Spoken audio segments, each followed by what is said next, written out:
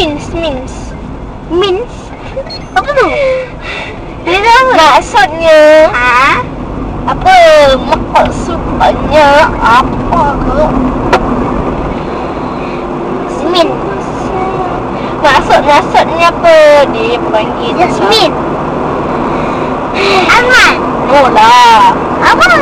Anak dia pakai. Anak dia pakai. Apa?